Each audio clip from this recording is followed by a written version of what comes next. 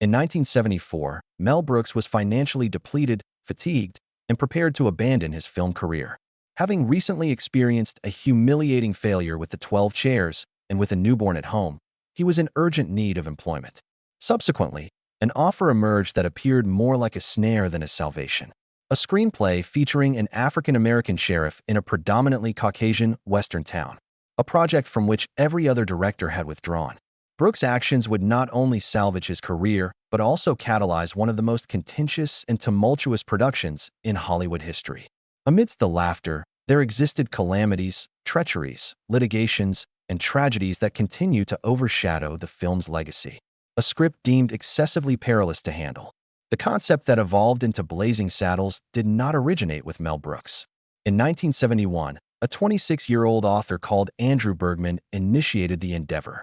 He authored a novella entitled Tex X, a satire featuring a black sheriff named after Malcolm X. Bergman's objective was unambiguous. He aimed to dismantle the sanitized tropes of Hollywood westerns by positioning a black guy at the epicenter of authority in the Old West. Warner Brothers acquired the script, although there was uncertainty regarding its subsequent utilization. Initially, Alan Arkin was set to direct, with James Earl Jones considered for the starring role. At that time, Jones was years away from portraying Darth Vader, yet he was already recognized for his depth and gravitas. Nevertheless, the initiative disintegrated. Executives were apprehensive about the racial content, the candid language, and the manner in which it satirized revered Hollywood conventions.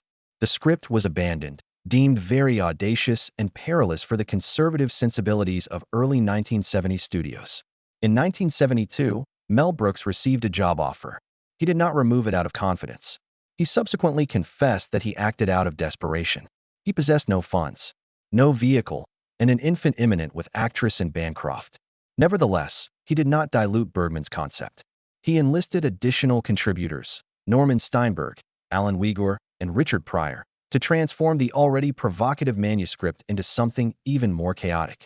Their initial version expanded to 412 pages, about 8 hours of footage. What endured remained lengthy, boisterous, and completely unafraid. Brooks established the atmosphere with a notice in the writing area, requesting that a courteous script not be composed. The authors complied. Humor regarding Jews originated from earlier sources, while humor about black individuals was crafted by Jewish writers.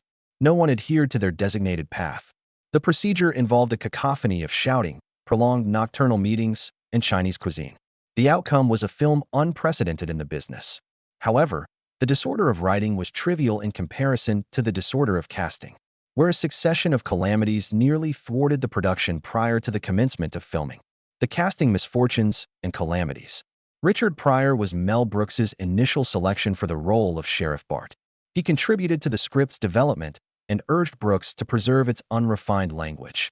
Nevertheless, Warner Brothers declined. Pryor was apprehended on drug-related charges, leading the studio to deem him uninsurable. Brooks contemplated departing, infuriated by the obstruction, although Pryor personally persuaded him to remain. He assured Brooks with composure, "We will identify the appropriate individual. Continue onward." The appropriate individual was Cleavon Little, a suave and captivating actor who imbued the character with both dignity and subtle humor. Pryor's absence continues to persist. Merely 2 years later, Pryor and Gene Wilder would establish themselves as a renowned comedic combo, prompting speculation among fans over the potential differences in Blazing Saddles had the studio embraced the risk. While casting the sheriff proved challenging, locating the Waco Kid was almost disastrous. Brooks desired John Wayne. The Duke reviewed the writing and said it caused him some amusement. However, he deemed it excessively vulgar for his public persona. Wayne pledged to be first in line at the theater, but rejected the role. Brooks subsequently pursued Dan Dailey, a musical luminary adept at horseback riding, while Daly's vision was deteriorating, rendering him practically blind. He withdrew. Ultimately, Brooks selected Oscar laureate Gig Young. However, Young was an alcoholic, and the initial day on site exposed the peril. During the filming of the jail cell scene, he had uncontrollable shaking and expelled green bile. Brooks initially perceived it as performance until the crew discerned it was withdrawal symptoms. Young was expedited to the hospital, never to return. He subsequently litigated against Warner Brothers for breach of contract, exacerbating the existing upheaval with a contentious legal dispute. The most sinister turn occurred years later. In 1978, Young committed homicide against his wife and thereafter took his own life. His brief, calamitous tenure on Blazing Saddles became a haunting footnote in Hollywood's tragic history. In a state of desperation, Brooks contacted Gene Wilder. Wilder had previously declined the antagonist part. Nevertheless, upon donning the Waco Kid's costume, it fit wonderfully. His subdued, unconventional enthusiasm salvaged the production. Wilder established a chemistry with Cleveland Little that grounded the film. From calamity, the film inadvertently achieved genius, incited studio anxiety, and garnered audience salvation. The initial showing of Blazing Saddles at Warner Brothers was a catastrophe upon its completion. Executives remained impassive during crude humor, racial epithets, and the spectacle of an individual striking a horse. No one found it amusing. Mel Brooks encountered indignation rather than adulation. Leo Greenfield, the studio's head of distribution, candidly asserted that the picture should be discarded and classified as a financial loss. Other executives concurred, presenting Brooks with a list of modifications that would severely alter the film, eliminate the campfire scene, mitigate the racial language, and excise the violence. Brooks listened attentively, accepted the list, exited the room, and subsequently crumpled it into a ball. He was not altering anything. Recognizing the film's precarious situation, Brooks took a risk by arranging a second viewing. On this occasion, he did not invite any executives. The audience consisted of secretaries, janitors, and mailroom personnel. From the initial moments, the room erupted with laughter. Individuals doubled over, struggled for breath, and even collapsed from their seats. Norman Steinberg, a co-writer, stated that individuals were genuinely rolling on the floor. Observing the turmoil, Brooks murmured, "This is our film," prompting the execs to reassess their position. They could not disregard the resounding reaction from the general populace. Nonetheless apprehensive, Warner Brothers mitigated its risks. In February 1974, the studio premiered the film in only 3 cities: New York, Los Angeles, and Chicago. No advertising, no critical previews, merely a discreet evaluation. The theaters were unexpectedly full. Audiences erupted in laughter, and word of mouth disseminated rapidly. By spring, the film was being released nationwide. Even suburban cinemas, where Warner Brothers anticipated quietude, experienced sold-out performances night after night. Critics were polarized. Some deemed it vulgar, while others regarded it as brilliant. However, audiences were indifferent. By the conclusion of 1974, Blazing Saddles had generated $119.6 million in revenue from a budget of merely $2.6 million, establishing it as the top film of the year. An estimated 63 million individuals viewed it in theaters, surpassing the attendance of most Lord of the Rings films released decades later. When adjusted for inflation, its box office revenue neared $600 million. What the executives sought to eliminate had evolved into a phenomenon: concealed communications, legal actions, and multifaceted humor. At first glance, Blazing Saddles appeared to be sheer chaos, characterized by visual gags, vulgar humor, and relentless satire of Western cliches. Even the minutest details possessed concealed significance. Governor William J. Lepetamon, portrayed by Brooks himself, appeared to be an absurd name.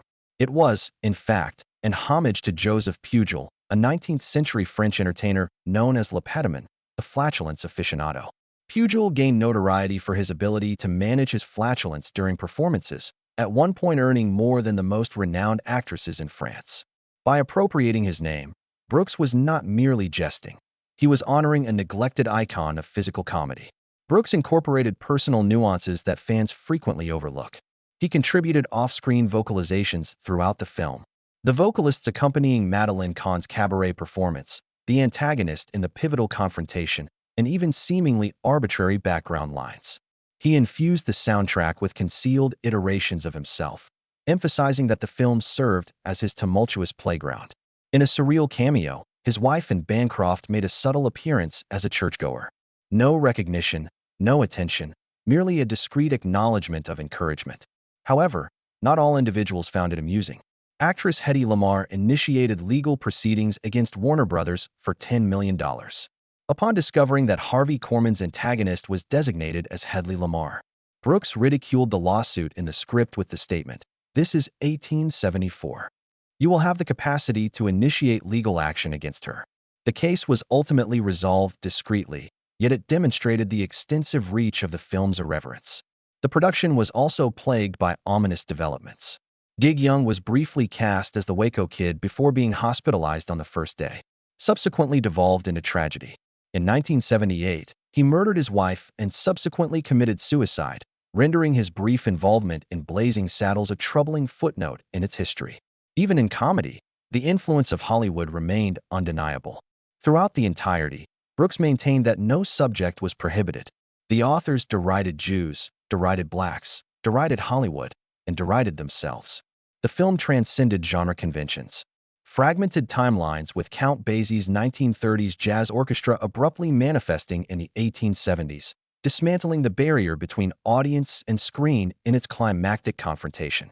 All rules are intended to be transgressed, and the associated risks nearly overwhelmed those who established them.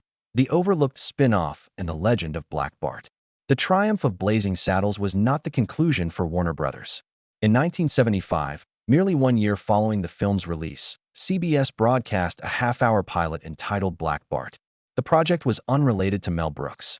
Writers Michael Elias and Frank Shaw were engaged to adapt the film for television. Louis Gossett Jr. portrayed Bart, who has now moved to Paris, Arizona, where his position as a black sheriff once more confronted the racism prevalent in a desolate frontier town. Supporting roles mirrored characters from the film. Steve Landsberg's portrayal of Reb Jordan was evidently inspired by Gene Wilder's Waco Kid. However, the essence of Brooks's film was entirely absent. The difficulty was evident. Elements that succeeded in an R-rated film would be incompatible with the constraints of network television.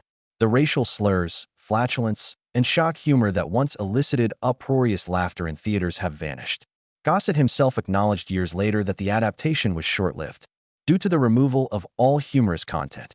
CBS seemed to agree.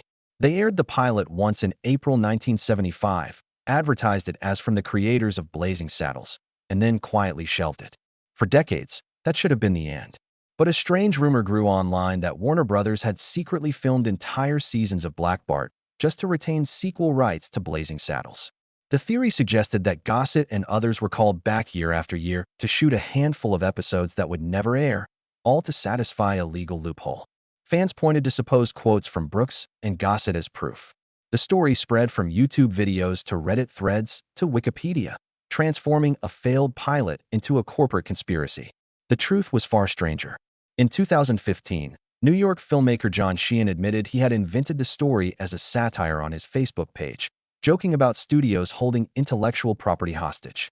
His post was copied and repeated until even film databases treated it as fact. By 2020, Sheehan clarified it was fake, but the myth had already taken root. Black Bart was real, but only as a single episode, a footnote to Blazing Saddles. Its inflated legend was just another bizarre afterlife of a film already built on chaos, legacy, censorship, and the comedy that couldn't be made today.